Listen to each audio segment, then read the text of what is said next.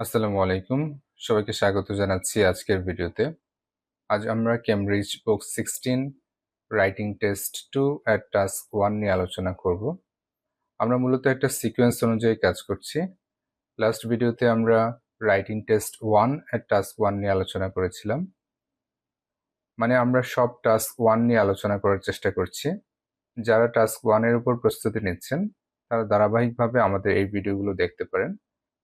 এই ভিডিওগুলো দেখার মাধ্যমে আপনাদের প্রস্তুতি সহজ এবং সুন্দর হবে বলে আশা করছি। So let's get started. এখানে মূলত সুগার কেন থেকে সুগার প্রডিউস করার যে প্রসেস, সেই প্রসেস দেখানো হয়েছে। তাহলে প্রথমে আমরা প্রশ্নটি একটু ভালো করে বোঝার চেষ্টা করি। The diagram below shows the manufacturing process for making sugar from sugarcane.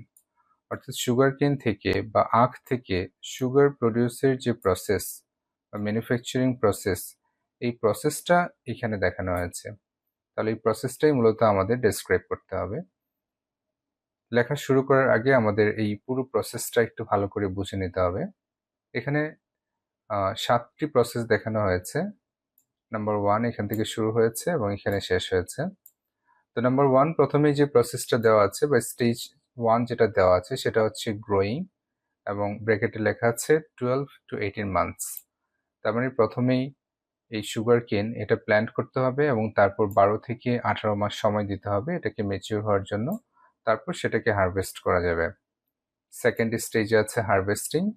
এই হারভেস্টিংটা দুইটা ধাপে হতে পারে বা দুইটা ভিন্ন উপায়ে হতে পারে। একটা হচ্ছে ম্যানুয়ালি, এখানে যেটা আমরা দেখতে পাচ্ছি, আর আরেকটা হচ্ছে অটোমেটিক মেশিনের মাধ্যমে। এই দুটো ভিন্ন উপায়ে হারভেস্টিংটা হতে পারে। 3 নম্বর স্টেজে যেটা আছে সেটা হচ্ছে ক্রাশিং, অর্থাৎ এই যে সুগার কেন যেটা পাওয়া গেল সেটাকে হচ্ছে ক্রাশ করতে হয় একটা মেশিনের মাধ্যমে। এই সুগার কেনটাকে ক্রাশ করার মাধ্যমে সেটাকে জুসে কনভার্ট করতে হয়। আর তারপর 4 নম্বর স্টেজে আছে পিউরিফাইং জুস, অর্থাৎ এখানে যে জুসটা পাওয়া গেল সেটাকে হচ্ছে পিউরিফাই করতে হয় একটা লাইমস্টোন ফিল্টারের মাধ্যমে। নেক্সট স্টেজে আছে এই যে পিউরিফাইড জুস যেটা পাওয়া গেল এটাকে হচ্ছে হিট করতে হয় এবং হিটের মাধ্যমে এটা একটা সিরাপে পরিণত হয়। নেক্সট স্টেজে সেই সিরাপ থেকে হচ্ছে সুগার ক্রিস্টালটাকে আলাদা করতে হয় একটা সেন্ট্রিফিউজের মাধ্যমে এই কাজটা করা হয়। আর লাস্ট স্টেজে আছে ড্রাইং অ্যান্ড কুলিং, অর্থাৎ যে সুগার ক্রিস্টাল যেটা পাওয়া গেল এটাকে ড্রাই করতে হয় এবং কুল করতে হয়, ঠান্ডা করতে হয়। তারপর সেটা বাজারজাতকরণের জন্য প্রস্তুত হয়। সো এই হচ্ছে 7টা স্টেজ। এই স্টেজগুলো ফলো করার মাধ্যমে সুগার কেন থেকে সুগার প্রডিউস করা হয়। তাহলে এই স্টেজগুলো আমাদেরকে আমাদের লেখার মাধ্যমে এক্সপ্লেন করতে হবে, এটাই হচ্ছে আমাদের কাজ। তো লেখা শুরু করার আগে আমাদের আগে একটা প্ল্যান করতে হবে কিভাবে আমরা লিখবো। নর্মালি আমরা 3 থেকে 4টা প্যারাগ্রাফ লিখে থাকি। তো এখানেও আমরা 3টা বা 4টা প্যারাগ্রাফ করতে পারি। প্রথমে আমাদের একটা ইন্ট্রোডাকশন দিতে হবে। তবে এই ডায়াগ্রামের ক্ষেত্রে ইন্ট্রোডাকশনটা তেমন কিছুই হবে না, খুব সিম্পল হবে। এরপর আমরা চাইলে ওভারভিউ দিতে পারি, অথবা ওভারভিউটা আমরা চাইলে লাস্টেও দিতে পারি। আর এছাড়া এখানে যে ডেসক্রিপশনটা দেয়া আছে, এই যে স্টেজ 1 থেকে 7 পর্যন্ত, এই পুরো ডেসক্রিপশনটাকে আমরা 2টা প্যারাগ্রাফে লিখতে পারি। একটা প্যারাগ্রাফেও লিখা যেত, বাট সেটা অনেক বড় হয়ে যাবে। আর কিছু টেকনিক্যাল বিষয়ও আছে, যার কারণে আমরা পুরো প্রসেসটাকে ডিভাইড করে 2 ভাগে ভাগ করে সেটা আমরা 2টা বডি প্যারাগ্রাফে লিখতে পারি। তো প্রথমে আমরা ইন্ট্রোডাকশনটাতে খেয়াল করি, ইন্ট্রোডাকশনটা কেমন হবে। এখানে আমরা একটা ইন্ট্রোডাকশন লিখেছি, দ্য গিভেন ডায়াগ্রাম ইলাস্ট্রেটস, মানে এই ডায়াগ্রামটা ইলাস্ট্রেট করছে the process of producing sugar from sugar কেন, অর্থাৎ সুগার কেন থেকে সুগার প্রডিউস করার যে প্রসেস, সেই প্রসেসটা এখানে দেখানো হয়েছে। তো এটা তেমন কিছুই না, এখানে যে টাইটেলটা দেওয়া আছে how sugar is produced from sugar কেন, এই টাইটেলটা ইউজ করে আমরা খুব সিম্পলি এ ধরনের একটা ইন্ট্রোডাকশন লিখতে পারি। আমরা এখন চলে যাচ্ছি ওভারভিউতে। ওভারভিউ লেখার আগে আমাদের যে বিষয়টা খেয়াল করতে হবে সেটা হচ্ছে, যেহেতু এটা একটা প্রসেস দেখানো হয়েছে, সুতরাং এর স্টার্টিং পয়েন্ট এবং এন্ডিং পয়েন্ট, অর্থাৎ স্টেজ 1 এবং স্টেজ 7, এই দুটো বিষয় আমাদের অবশ্যই মেনশন করতে হবে। এবং অ্যাট দ্য সেম টাইম এই পুরো প্রসেসে যদি ইম্পর্টেন্ট কোনো কিছু থাকে সেই বিষয়টাও আমাদের মেনশন করতে হবে। আমরা এখানে একটা ওভারভিউ লিখেছি। Overall the manufacturing of sugar involves 7 sequential steps. অর্থাৎ এই যে ম্যানুফ্যাকচারিং অফ সুগার, এটার মধ্যে 7 সিকোয়েন্সিয়াল স্টেপস, 7টি ধারাবাহিক প্রক্রিয়া বা 7টি ধারাবাহিক স্টেপ রয়েছে। রেঞ্জিং ফ্রম, যেটা শুরু হয়েছে কাল্টিভেটিং সুগার কেন, একদম প্রথমে আমরা যেটা দেখতে পাচ্ছি গ্রোয়িং, অর্থাৎ এটাই হচ্ছে কাল্টিভেটিং সুগার কেন, এটা থেকে শুরু হয়েছে এবং শেষ হয়েছে কোথায়? Drawing and cooling the processed sugar. যেই প্রসেসড সুগার, যে সুগারটা প্রডিউস হলো, সেটাকে ড্রাই এবং কুল করার মাধ্যমে কিন্তু এই প্রসেসটা সম্পন্ন হয়েছে। তাহলে এইভাবে আমরা স্টার্টিং পয়েন্টটা এখানে লিখলাম, যেটা হচ্ছে কাল্টিভেটিং সুগার কেন, আর হচ্ছে এন্ডিং পয়েন্ট অর্থাৎ ড্রাইং অ্যান্ড কুলিং, এই বিষয়টা আমরা মেনশন করলাম। তো এখানে অনেকের একটা ভুল ধারণা আছে, সেটা হচ্ছে যে এই ওভারঅল লিখতে গিয়ে স্টার্টিং পয়েন্ট এবং এন্ডিং পয়েন্ট লিখলেই মনে হয় কমপ্লিট হয়ে যায়, কিন্তু বিষয়টা কিন্তু আসলে তা না। বিষয়টা হচ্ছে এখানে ইম্পর্টেন্ট যে পয়েন্টগুলো আছে সেগুলো কিন্তু আমাদের মেনশন করতে হবে। অর্থাৎ এই যে 7টা স্টেজ রয়েছে, এই 7টা স্টেজের মধ্যে ইম্পর্টেন্ট যে স্টেজগুলো রয়েছে, মেইন যে স্টেজগুলো রয়েছে, সেগুলো আমাদের মেনশন করতে হবে। তো আমরা এখানে যেটা করতে পারি, এই 7টা স্টেজকে কিন্তু আমরা আলাদা আলাদা ভাবে ক্লাসিফাই করতে পারি, কারণ 7টা স্টেজের মধ্যে কিছু কিছু স্টেজ ইন্টারকানেক্টেড, সেই স্টেজগুলোকে আমরা আলাদা নাম দিতে পারি। সেটা কিভাবে? যেমন আমরা এখানে লিখেছি notably the main steps are, main স্টেপসগুলো হচ্ছে farming, crushing, separating and drying. এখন কথা হচ্ছে এটা আমরা কিভাবে করলাম। যেমন প্রথম যে দুইটা পয়েন্ট গ্রোয়িং এবং হারভেস্টিং, এই দুইটা পয়েন্ট কিন্তু আসলে ফার্মিং এর মধ্যেই পড়ে, সুতরাং এই দুইটা পয়েন্টকে আমরা ফার্মিং বলতে পারি।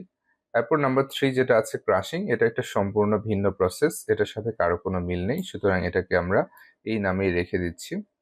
এরপর যদি একটু খেয়াল করেন সবাই, পয়েন্ট 4 থেকে 6 পর্যন্ত এই তিনটা স্টেজে যে কাজগুলো করা হচ্ছে, মূলত একটাই কাজ করা হচ্ছে, সেটা হচ্ছে সুগার ক্রিস্টালকে সেপারেট করা হচ্ছে সিরাপ থেকে। তার মানে এই তিনটা স্টেজকে কিন্তু আমরা একসাথে নাম দিতে পারি সেপারেটিং। আর লাস্ট যে স্টেজটা আছে ড্রাইং অ্যান্ড কুলিং, এটাকে আমরা ড্রাইং নাম দিতে পারি। এভাবে কিন্তু আমরা এই 7টা স্টেজকে 4টা স্টেজে নিয়ে আসতে পারি।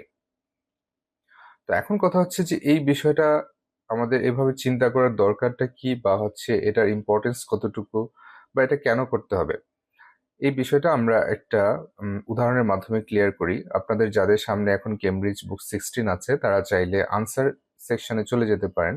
সেখানে দেখতে পাবেন যে একজন স্টুডেন্ট একটা এই প্রশ্নের একটা আনসার লিখেছে এবং সেখানে এক্সামিনার একটা কমেন্ট করেছেন। তো আমরা সেই বিষয়টা একটু দেখে আসি। এখানে লেখা আছে this is an answer written by a candidate who achieved a band 6 score. অর্থাৎ একজন স্টুডেন্ট ব্যান্ড 6 পেয়েছে, তার একটা রাইটিং এখানে দেখানো হয়েছে। আমরা শুধু ওভারভিউটাই খেয়াল করব, ইন্ট্রোডাকশন আছে সেটা দরকার নেই। তো সে কি ওভারভিউ লিখেছে? The process consists of 7 steps of various time length starting by farming sugar cane and ending by dry sugar ready to use. অর্থাৎ এটা ছিল তার ওভারভিউ। সে ওভারভিউতে কি কি মেনশন করেছে? স্টার্টিং পয়েন্টের কথা মেনশন করেছে এবং এন্ডিং পয়েন্টের কথা মেনশন করেছে। এছাড়া আর তেমন কিছু সে এখানে লিখেনি। এখন কথা হচ্ছে এক্সামিনার এটাকে কিভাবে দেখছেন। এক্সামিনারের কমেন্ট এখানে আছে, আমরা সেই বিষয়টা একটু দেখি। Here is the examiner's comment. There is an overview presented in the first paragraph which summarizes the process into the farming stages and the drying stages. This summary could be more detailed, for example, farming, crushing, separating and drying. তার মানে examiner কিন্তু চাচ্ছেন যে এই 7টা স্টেজের যে main স্টেজগুলো আছে, এই যে ফার্মিং, ক্রাশিং, সেপারেটিং এবং ড্রাইং, এই স্টেজগুলো স্টুডেন্ট বা ক্যান্ডিডেট মেনশন করুক, সেই বিষয়টা কিন্তু এক্সামিনার চাচ্ছেন। এবং এই বিষয়টা তার লেখায় অ্যাবসেন্ট ছিল বলেই সে কিন্তু ব্যান্ড 6 পেয়েছে। তো আমরা অবশ্যই ব্যান্ড 6 পেতে চাই না, আমরা এর চেয়ে ভালো স্কোর করতে চাই। যদি এর চেয়ে ভালো স্কোর করতে চাই, তাহলে আমাদের কিন্তু এই বিষয়গুলো একটু ক্রিটিক্যালি দেখতে হবে, বোঝার চেষ্টা করতে হবে কোন কোন স্টেজের মধ্যে ইন্টার কানেকশন আছে, এবং সেটাকে যে স্টেজগুলোর মধ্যে ইন্টার কানেকশন আছে সেগুলোকে কিভাবে ভিন্ন একটা স্টেজে নিয়ে যাওয়া যায়, সেই বিষয়টা কিন্তু আমাদের বোঝার চেষ্টা করতে হবে। তো ডিয়ার অডিয়েন্স, এভাবেই কিন্তু আমরা খুব সুন্দরভাবে একটা ওভারভিউ লিখতে পারি, যেখানে আমাদের স্টার্টিং পয়েন্ট এবং এন্ডিং পয়েন্ট মেনশন করতে হবে, এবং at the same time important যে স্টেজগুলো আছে সেগুলো আমাদের মেনশন করতে হবে। So that's all about the overview. তারপর আমরা চলে যাচ্ছি বডি প্যারাগ্রাফ 1-এ। এখন যেহেতু আমরা এখানে দুইটা প্যারাগ্রাফ লিখবো, বডি প্যারাগ্রাফ 1 এবং বডি প্যারাগ্রাফ 2, তো এখন আমাদের একটু চিন্তা করতে হবে যে আমরা কতটুকু অংশ বডি প্যারাগ্রাফ 1-এ লিখবো, কতটুকু হচ্ছে প্যারাগ্রাফ 2-তে লিখবো। এই বিষয়টা কিন্তু অলরেডি কিছুটা সহজ হয়ে গেছে আমাদের এখানে।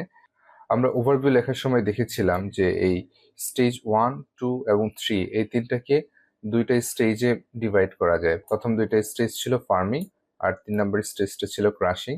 তাহলে এই তিনটাকে যেহেতু দুইটা স্টেজে ডিভাইড করা যায়, এই দুইটা স্টেজ আমরা একসাথে লিখব।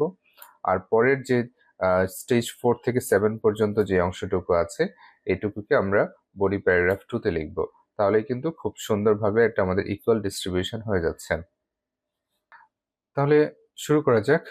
The process initiates with the planting of sugarcane that takes almost 12 to 18 months to mature before it is ready for harvesting. অর্থাৎ এই প্রসেসটা ইনিশিয়েটস অর্থাৎ শুরু হয়েছে, কোত্থেকে শুরু হয়েছে? প্ল্যান্টিং অফ সুগারকেন প্ল্যান্ট করার মাধ্যমে। এই যে এখানে সুগারকেন প্ল্যান্ট করা হয়েছিল একদম স্টেজ 1-এ। That takes almost 12 to 18 months। এই কথাটা এখানে কিন্তু বলা আছে 12 to 18 months, সেটা ম্যাচিউর হওয়ার জন্য 12 থেকে 18 months সময় দরকার হয়। সেই বিষয়টা আমরা এখানে লিখেছি 12 to 18 months to mature before it is ready for harvesting. অর্থাৎ হারভেস্টিং এর জন্য প্রস্তুত হওয়ার পূর্বে 12 থেকে 18 মাস সময় দিতে হয়। তাহলে প্রথম স্টেজটাকে আমরা লিখছি the process initiates with the planting of sugarcane that takes almost 12 to 18 months to mature before it is ready for harvesting. এরপর আমরা সেকেন্ড যে পয়েন্ট আছে হারভেস্টিং, এটা নিয়ে আলোচনা করব। এখানে আমরা জানি যে হারভেস্টিং এর দুইটা প্রসেস দেখানো হয়েছে, একটা হচ্ছে ম্যানুয়ালি আর একটা হচ্ছে অটোমেটিক মেশিনের মাধ্যমে। সো এই কথাটাই আমরা এখানে বলবো। Sugarcane can be harvested in 2 different ways. Sugarcane দুইটা ভিন্ন উপায়ে হারভেস্ট করা যায়। ওয়ান ইজ ম্যানুয়ালি, একটা হচ্ছে manually, and the other is by using an automatic machine. অন্যটা হচ্ছে অটোমেটিক মেশিনের ব্যবহারের মাধ্যমে। তো আমাদের পয়েন্ট 2 কমপ্লিট। এরপর হচ্ছে থার্ড পয়েন্ট বা থার্ড স্টেজ, যেটা হচ্ছে ক্রাশিং। এটাকে আমরা কিভাবে লিখবো? In the next step the harvested sugarcane is crushed into a machine in order to extract juice. অর্থাৎ এই স্টেজে যে হারভেস্টেড যে সুগারকেনটা আছে এটাকে ক্রাশ করা হয় এবং ক্রাশ করার মাধ্যমে জুস এক্সট্রাক্ট করা হয়। সো এই তিনটা স্টেজ আমরা এই বডি প্যারাগ্রাফ 1-এ লিখলাম। এরপর আমরা পয়েন্ট 4 থেকে বডি প্যারাগ্রাফ 2-তে চলে যাব। তো এখানে পয়েন্ট 4 স্টার্ট হয়েছে যে পিউরিফাইং জুস, এই পয়েন্টটা দিয়ে শুরু হয়েছে। তো এখানে আমরা লিখব once the juice is extracted, juice extract করা হয়ে গেলে ইট ইজ পিউরিফাইড, এটাকে পিউরিফাই করা হয় বাই আ লাইমস্টোন ফিল্টার, এটা লাইমস্টোন ফিল্টারের মাধ্যমে। লাইমস্টোন ফিল্টারের কথা এখানে বলা আছে, এই লাইমস্টোন ফিল্টারের মাধ্যমে জুস পিউরিফাই করা হয়। পরবর্তী স্টেজে কি করা হয়? সেটাকে হিট করা হয়। তাহলে then the purified juice is heated, তারপর এই পিউরিফাইড জুসটাকে হিট করা হয়, এবং হিট করার ফলে কি হয়? কজিং ইট টু ইভাপোরেট। হিট করার পরে এটা ইভাপোরেট হয়, ইভাপোরেটের কথাটা এখানে বলা আছে। ইভাপোরেটর জুস বিকামস সিরাপ, অর্থাৎ ইভাপোরেট হয় এবং জুসটা সিরাপে পরিণত হয়, এবং সেটা আমরা এখানে লিখেছি and turn into a syrup like material, অর্থাৎ সেটা একটা সিরাপ লাইক ম্যাটেরিয়ালে পরিণত হয়। তাহলে এই পয়েন্টটাকে আমরা কি লিখলাম?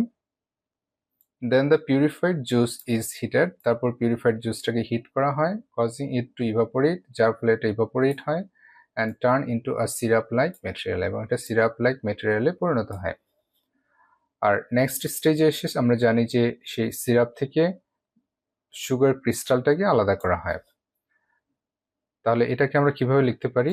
This syrup is then processed, এই সিরাপটাকে তারপর প্রসেস করা হয় থ্রু আ সেন্ট্রিফিউজ, এটা সেন্ট্রিফিউজের মাধ্যমে। where the sugar crystals get separated, যেখানে সুগার ক্রিস্টালগুলো সেপারেট হয়, আলাদা করা হয়, from the remaining syrup, বাকি সিরাপ থেকে। অর্থাৎ এই স্টেজে বাকি সিরাপ থেকে সুগার ক্রিস্টালটাকে আলাদা করা হয়, এটাই হচ্ছে এই স্টেজের কাজ। আর লাস্ট স্টেজে যেই সুগার ক্রিস্টাল যেটা অলরেডি আলাদা করা হলো, সেপারেট করা হলো, এটাকে ড্রাই করা হয় এবং কুল করা হয়। তাহলে এটাকে আমরা লাস্ট লাইনে লিখছি, the last stage involves drawing and cooling off the manufactured sugar. যে ম্যানুফ্যাকচার্ড সুগার এটাকে ড্রাই করা হয় এবং কুল করা হয়, which is ready for shipping, এবং তারপর সেটা শিপিং এর জন্য বা মার্কেটিং এর জন্য রেডি হয়ে যায়। সো এই হচ্ছে আমাদের বডি প্যারাগ্রাফ 2, কারণ আমাদের সবগুলো স্টেজ এখানে কমপ্লিট। তাহলে এভাবে এই 2টা বডি প্যারাগ্রাফের মাধ্যমে আমরা যে পুরো যে 7টা প্রসেস আছে সেই 7টা প্রসেস 1 থেকে 7 পর্যন্ত যে 7টা ধাপ আছে সবগুলো ধাপ কিন্তু আমরা এখানে কমপ্লিট করলাম। সো ডিয়ার অডিয়েন্স, এভাবেই কিন্তু আমরা চাইলে খুব সুন্দরভাবে একটা এই ধরনের ডায়াগ্রামগুলোকে আমরা এক্সপ্লেন করতে পারি। আপনারা চাইলে সেম স্টাইল ফলো করতে পারেন অথবা কিছুটা অন্যভাবেও লিখতে পারেন, it's up to you. But আমরা যে জায়গায় ফোকাস করেছি এই জায়গাগুলোতে ফোকাস করলে এবং এই সিকোয়েন্স মেনটেন করে লিখলে আমরা আশা করছি যে আপনারা সবাই একটা ভালো স্কোর করতে পারবেন। সো সময় দিয়ে আমাদের সাথে থাকার জন্য সবাইকে আন্তরিক ধন্যবাদ জানাচ্ছি। Thank you everyone.